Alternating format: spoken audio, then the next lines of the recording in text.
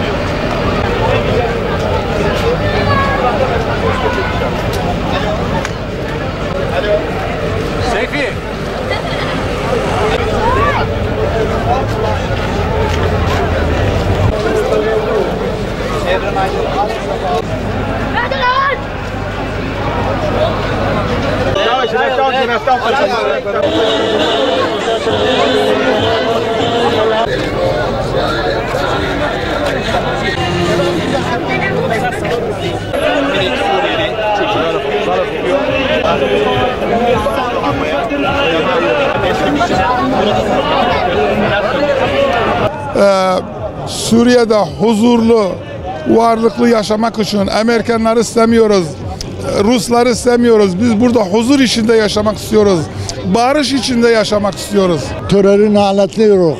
Biz de sizden çok razıyız. Biz sizin kardeşinizdir. Siz bizim kardeşimizsiniz. Biz burada yaşamak istiyoruz. Bu topraklar bizim. Burada terör kalmasın, çıksın. Evveli PKK adı vardı. Şimdi YPG, PKK bunların hepsi bir. Hepsi de bir. Bunlar çocuk öldürüyor. Bunlar bizleri öldürüyor. Torpağımızdan çıksınlar, uzaklaşsınlar. Bir huzur içinde kalak. Yeter. Çektiğimiz zırrab yeter.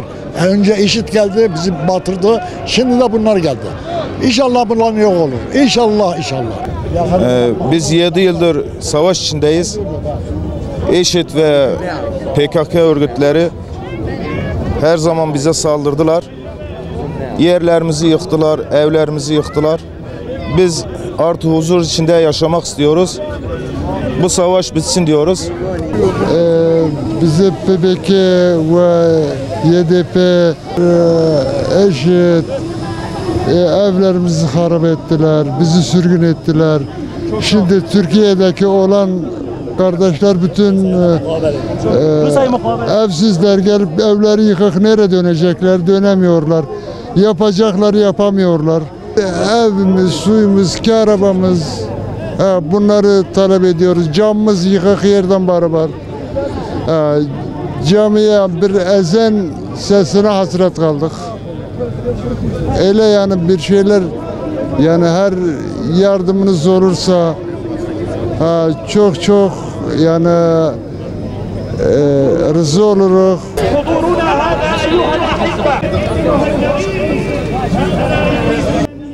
Arap, Kürt, Türk hepsi akıyor, Müslüman akıyor. PKK dışarı, Rusya dışarı, akıyor, Amerika dışarı. Hepsi de. كراد عفرين اخوتنا. Afrin bizim kardeşimiz. نحن هنا في مسيرة تأييدية وتضامنية لعملية غصن الزيتون. تهدف هذه العملية لتطهير مناطقنا من أحزاب الانفصالية البيكيكي والبيدي.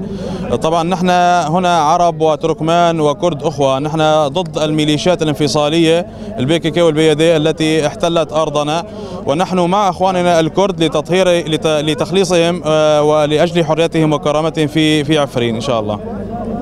نحن ضد الميليشيات الإرهابية البيكيكي وداعش وروسيا وكل من يريد أن يقتل هذا الشعب العربي المسلم.